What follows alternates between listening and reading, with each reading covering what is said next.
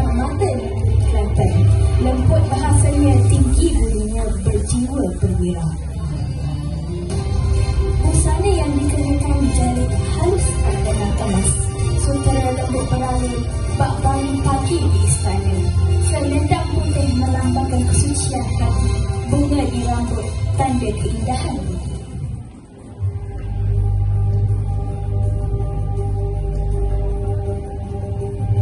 Kain beralun di sulam benang, kipas di tangan, menari lembut. Putri Saadong cerita gemilang, maruah dijunjung, bangsa diangkat.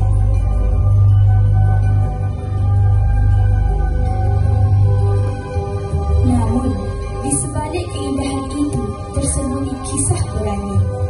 Putri Saadong rela berkorban diutus ke negeri asing demi keselamatan negeri.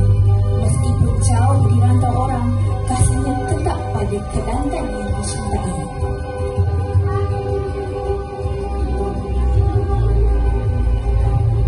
Busana ini bukan sekadar hiasan, tetapi lambang keanggunan wanita Melayu.